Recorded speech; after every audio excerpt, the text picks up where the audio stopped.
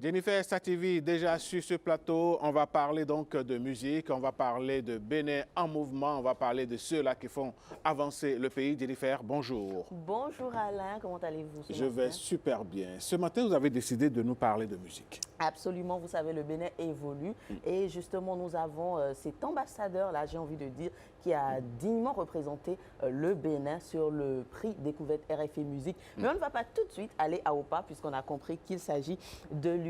Alain, l'un des précurseurs d'une émission de détente à la radio.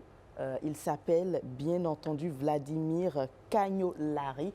On le reçoit pour nous parler un peu de son parcours avant justement de venir au prix Découverte RFI. Mesdames, Messieurs, il s'agit donc d'un grand nom de la radio France Internationale, RFI, qui depuis près de 30 ans consacre son travail à l'exploration des musiques et des cultures africaines à travers la radio, les émissions et les projets culturels qui ont marqué plusieurs générations d'auditeurs. Certaines personnes le connaissent certainement. Vladimir Cagnolari, bonjour et bienvenue. Bonjour, merci.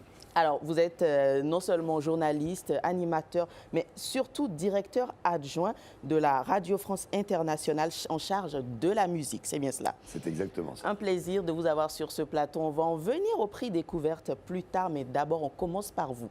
Selon nos sources, vous êtes ethnologue de formation. C'est bien ça? Vos sources sont exactes. Alors, comment s'est faite la transition, justement, qui vous emmène à la radio en tant qu'animateur? Alors en fait, moi j'ai fait des études, on appelait ça à l'époque l'ethnologie, on dit plus anthropologie aujourd'hui, mais parce que j'étais très intéressé par les cultures non occidentales et en particulier africaines. Donc j'avais choisi cette spécialisation-là. J'étais déjà parti en Afrique plusieurs fois à l'époque. Et en fait, c'est au cours de ces études-là que j'ai fait, comme on appelait ça à l'époque, un terrain pour faire le mémoire de maîtrise à Madagascar pendant 6 mois. Et en fait, c'est là que j'ai découvert la radio et RFI. Puisqu'en fait, c'était la radio francophone qui émettait là-bas. Et donc, je me suis intéressé à l'actualité africaine et à tout ce qui concernait l'Afrique en écoutant les émissions et les journaux Afrique. Quand je suis rentré en France pour poursuivre mes études, j'ai commencé un stage à RFI. Et puis, ça ne m'a jamais vraiment quitté depuis.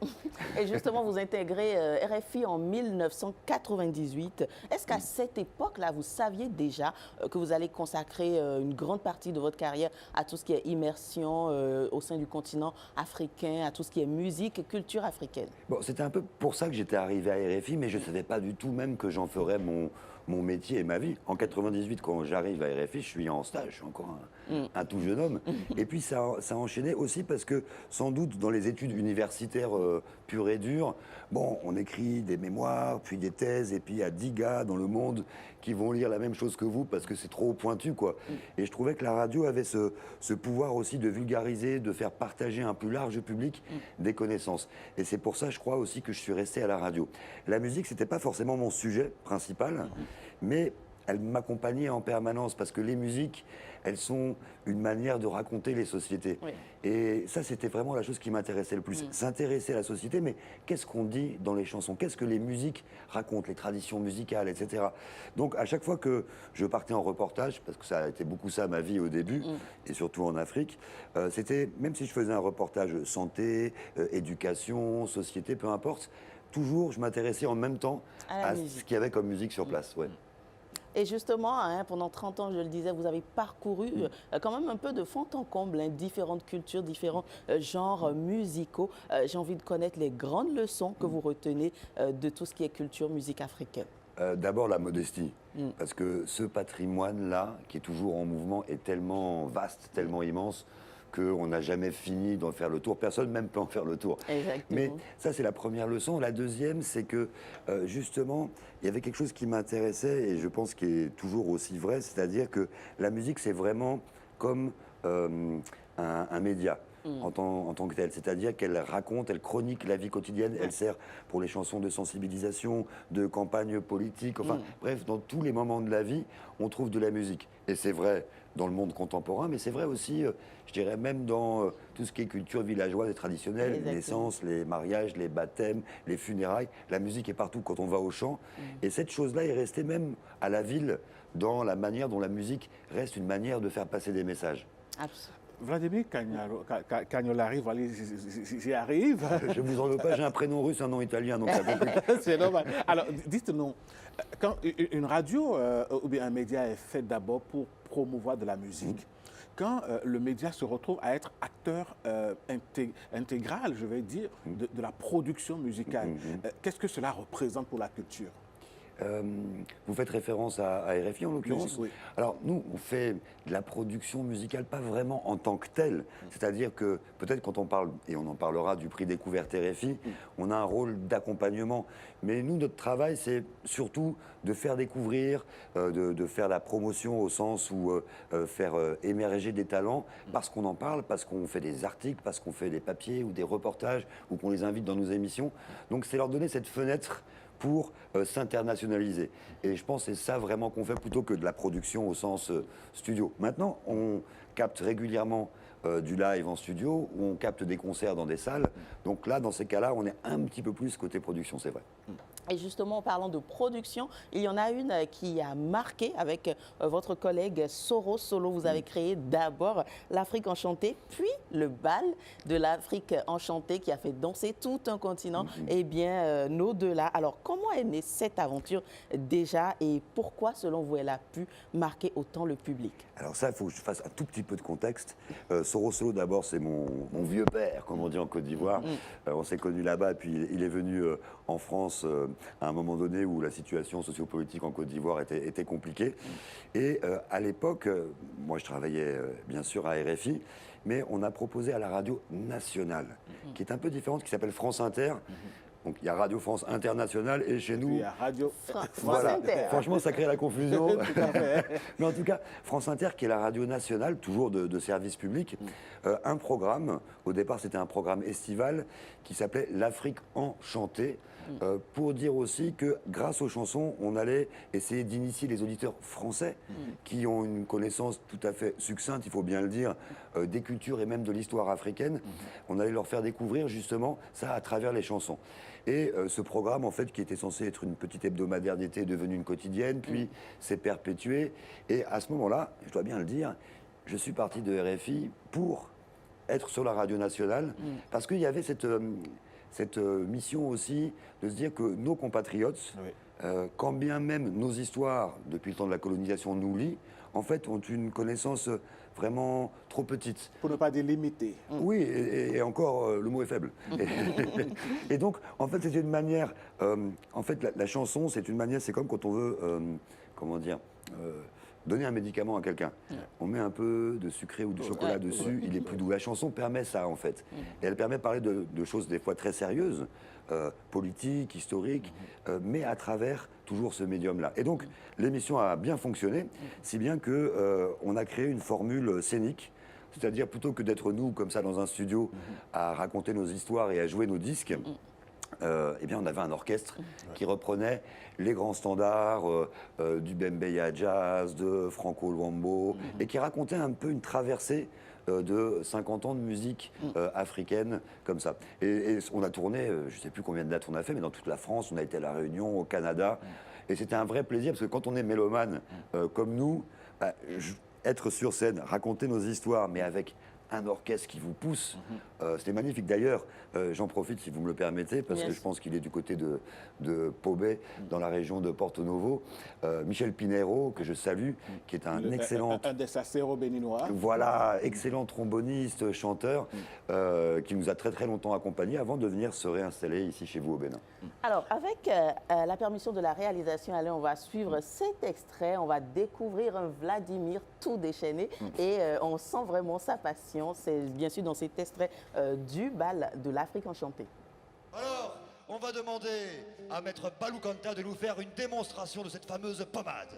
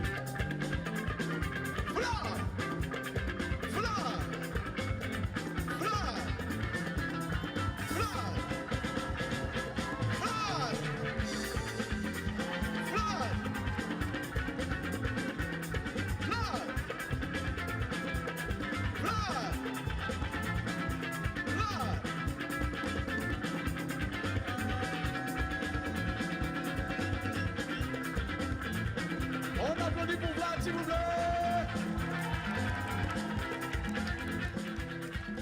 L'Afrique enchantée, mais là, c'est toute une chaleur, hein, Vladimir. J'étais jeune à l'époque, hein, c'était il y a 15 ans déjà. J'ai plus le même cardio. Vous m'avez vu danser le Bikutsi, j'ai combien sur 20 je 1915. je me garde de vous noter. Ah non, moi je mets un 18 d'office. Ah, merci. pour être tranquille. Alors, Vladimir, dites-nous, quand on est mélomane dans l'âme comme vous l'êtes, vous avez forcément rencontré Polyrythmo. Oui, j'ai rencontré Polyrythmo à l'époque où ils ont eu, j'ai envie de dire, une seconde vie.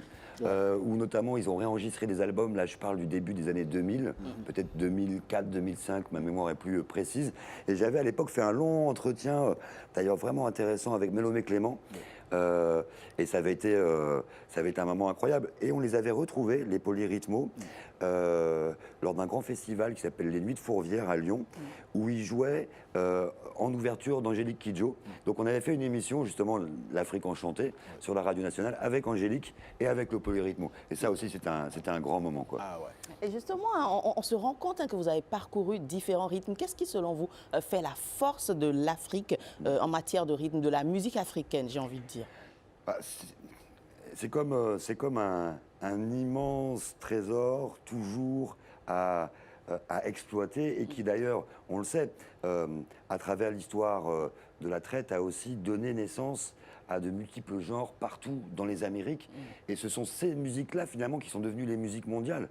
Aujourd'hui, j'ai envie de dire, l'Afrique, sans passer par ce détour, influence directement le monde. Bon, on le voit bien avec vos voisins très envahissants culturellement du Nigeria. Mais l'air de rien, c'est une musique qui est partie d'Afrique et qui infuse partout. Et puis, on voit bien aussi comment les rappeurs de chez nous en particulier viennent tous chercher des choses ici, parce que c'est aussi leurs racines souvent, et parce qu'en fait, l'innovation, la profusion, cette manière en fait d'arriver à fournir toujours des idées musicales, pour moi, ça vient d'Afrique. Donc, oui. Et il est temps que l'Afrique influence directement le monde sans passer par des intermédiaires. Et ce n'est pas nouveau quand on sait que Michael Jackson, dans son Soul Makossa, a repris littéralement Manu Dibango. Alors oui, mais il n'a pas eu l'honnêteté de l'appeler avec le nom de la chanson de Manu. Ça c'est vrai, malheureusement. Oui, Shakira aussi, etc. Mais je pense que ça, c'est quelque chose qui est en train d'arriver à son terme aussi, parce qu'on est beaucoup plus connectés tous ensemble. Donc ce genre d'emprunt ne peut plus se faire, comment dire, impunément aujourd'hui. Alors moi, quand on vous suit, on se rend compte de la richesse, mais on a parfois l'impression que justement les Africains, la musique africaine a un peu de mal à se hisser sur les grandes scènes mondiales, sur les premières places de la scène mondiale déjà. Est-ce que vous avez fait ce constat et comment peut-être changer la donne? Bon, moi j'ai l'impression que sur ce chemin-là, le constat demeure vrai, hein, mais je trouve qu'on progresse puisqu'il y a quand même... il n'y a pas plus tard qu'un mois maintenant, même pas. Fally Ipupa faisait ces 2 stades de France. Bon, c'était une première.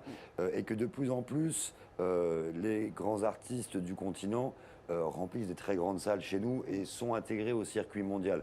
Maintenant, souvent, effectivement, il y a un gap entre ceux qui commencent à vraiment être très populaires dans leur pays. Ensuite, il faut qu'ils le deviennent à l'échelle continentale avant de passer ce cap-là. Et je crois que là-dessus, il y a un vrai travail à faire, un peu partout d'ailleurs, sur la structuration de ces filières musicales. Alors ça fait très technique comme ça, mais au fond, pour que les artistes vivent de leur art, pour qu'ils puissent progresser, et progresser, ça veut dire monter ces échelons-là, en fait, il faut qu'il y ait un cadre parfois légal, celui des droits d'auteur, qu'il y ait des structures d'accompagnement, qu'il y ait de la formation aussi, parce qu'un artiste, il peut lui-même se former, c'est important, mais indépendamment de son talent, il faut qu'il ait un entourage. Comment on gère des tournées, qui s'occupe de la promo, ainsi de suite. Qui fait les bookings. Pardon ? Qui fait les bookings, par exemple. Oui, et c'est en fait aussi toute cette structuration qui va faire que les artistes seront mieux outillés et mieux armés pour affronter l'international, choisir qui les représente là-bas. Par exemple, justement, un booker en Europe ou en Amérique. Mais pour ça, il faut pouvoir parler avec ces gens-là et connaître tous les tric-trac de leur métier. C'est ça. Et justement, Alain commençait à le dire, depuis 2024, maintenant, vous êtes en charge de la musique à RFI. Déjà, quelles sont, je dirais, vos principales missions aujourd'hui? Et Alain parlait de façon globale. Et quels sont vos accompagnements, tout ce qui est prévu pour interagir avec les radios béninoises, j'ai envie de dire? Alors, pour répondre à la première partie de la question d'abord, moi je m'occupe finalement de coordonner et de donner la ligne éditoriale globale musicale de RFI. Ça veut dire que ce soit les émissions musicales, les programmateurs qui choisissent les morceaux qui vont entrer dans les émissions non musicales ou dans les tranches d'infos. Il y a aussi bien sûr les concerts qu'on capte et qu'on diffuse. Et puis, il y a notre fameux prix Découverte RFI dont on va reparler. Et tout ça, c'est en fait, il y a beaucoup de gens et qui ont du talent, qui travaillent sur la musique. L'idée, c'est qu'on arrive à travailler de manière plus coordonnée pour défendre plus fortement la musique sur notre propre antenne, déjà, et pour lui donner encore plus de rayonnement. Ça, c'est la chose. Maintenant, sur la collaboration, notamment avec les radios béninoises, moi, je sais que les quelques jours que j'ai passés ici, j'ai eu l'occasion de rendre visite à des confrères, de participer à des émissions. Et pour moi, c'est toujours intéressant, d'abord parce que j'apprends. J'apprends parce qu'évidemment, la scène béninoise, elle est diverse, elle est aussi très dynamique. Et en fait, il y a plein de choses qui ne nous parviennent pas forcément. Donc, bien sûr, nos programmateurs vont chercher des choses, mais par rapport à la profusion de ce qui est produit, en fait, on a beaucoup de choses où on a besoin de se mettre à jour. Donc, en fait, moi, ce que je souhaite et ce que j'appelle de mes voeux, c'est que justement, tous les gens qui s'occupent un peu de musique ici, producteurs, animateurs radio, artistes, nous envoient davantage leurs productions. Souvent, en fait, le Bénin n'est pas assez représenté aussi parce que les productions ne sont pas adressées, en fait, d'envoyer le dernier single, un EP ou un album, mais avec une biographie de l'artiste, par exemple, pour qu'on sache qui est la personne. Et donc, tout ce travail-là, je pense qu'il faut qu'on le fasse davantage et que l'écosystème musical béninois nous tienne informés.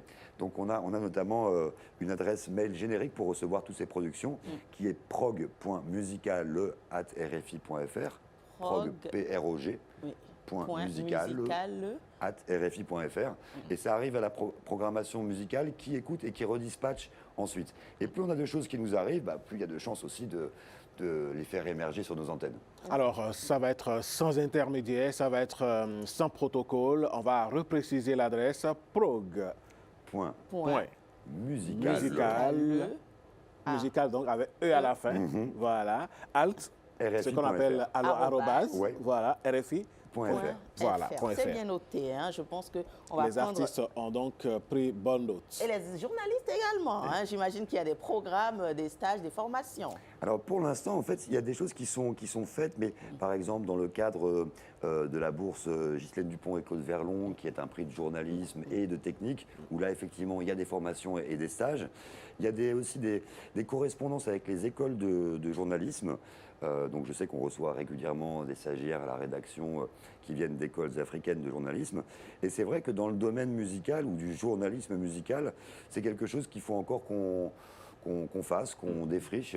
Donc je suis ouvert. C'est un terrain presque vierge.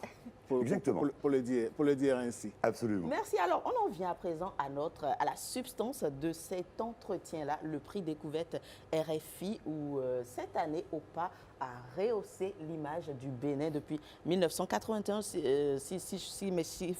Si mes recherches sont exactes, c'est le premier Béninois à gagner. Avant de revenir, on va suivre un bout de sa prestation pour laquelle justement vous êtes là et on revient.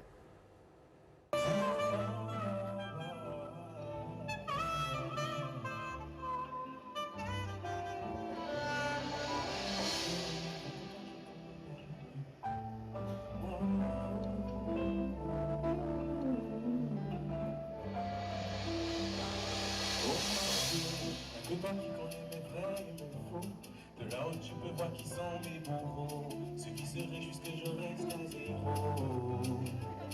Oh mon Dieu, toi qui peux tout voir de là-haut, toi qui peux voir combien me sourit, mais qui jalouse ma petite réussite. Ben non, chami, la licheti avec non chami, le dos non chesi belle, mai nous dénon benchilelo. Ben non, pomi. Tout petit bout de cette prestation d'OPA et on ne va pas, on va pas marquer une pause, on enchaîne justement avec le prochain extrait là où vous lui remettez le trophée. À son prix. Donc je vais appeler Nasty Nesta pour remettre le prix Découverte RFI 2026. Ah, on me dit que les Terrimas sont là. Mesdames, Si vous êtes avec nous, il faut nous rejoindre absolument tout de suite. Et voilà, on les applaudit.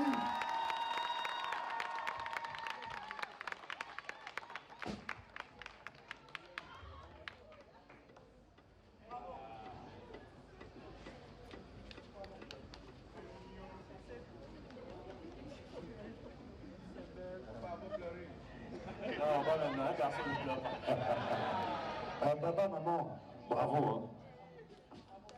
On applaudit très très fort, s'il vous plaît.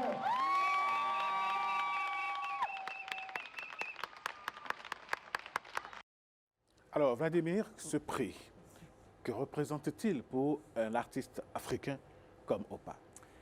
C'est d'abord une possibilité de se faire découvrir à l'international. Et c'est fondamentalement la vocation du prix. C'est vrai que dans on va dire, le package qui va avec, il y a une dotation qui est une aide à la création financière qui est faite pour être injectée dans ses propres projets. À lui de voir comment il a envie de les investir. Enregistrement d'un nouvel EP, tournage de clip, production d'un concert particulier. Bref, ça c'est son histoire avec son équipe parce qu'il est très bien entouré. Et puis, il y a évidemment cette mise en lumière que nous on fait puisqu'on suit nos prix sur leur production, sur ce qu'ils font, sur leur tournée et cette fameuse tournée de concerts qui va le mener vraisemblablement dans une dizaine de pays d'Afrique. On doit finaliser exactement le programme parce que ça se passe avec les instituts français qui sont répartis dans les différents pays. Et le programme est en train de s'élaborer. Ça sera en octobre, novembre prochain. Et il y aura très certainement aussi en amont de cette tournée-là, une date parisienne. Donc l'idée, c'est vraiment de le faire découvrir à un maximum de gens et pour lui aussi d'élargir son public, d'élargir aussi les marchés potentiels pour sa musique.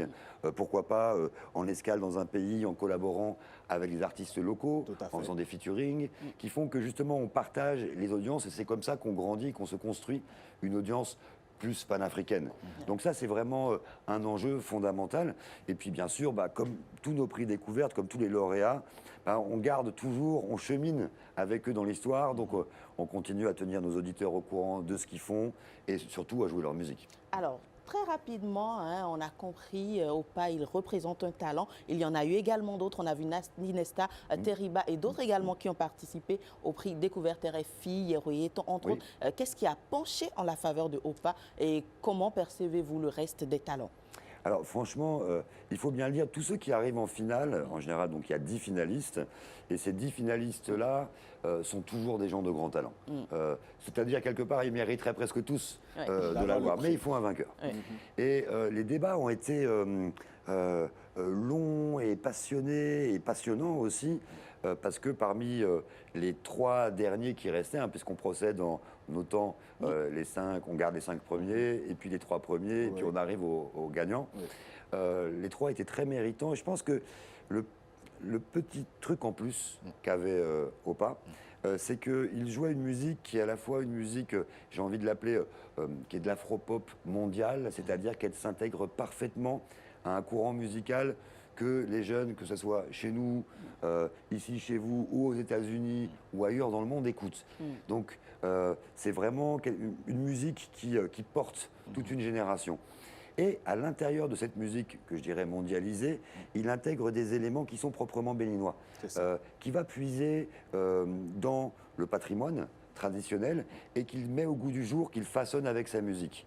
D'ailleurs, on voit bien aussi comment cette musique-là, il l'a très bien mariée avec sa propre langue, le fongbe, si bien que ça aussi, c'est un mélange qui n'appartient qu'à lui.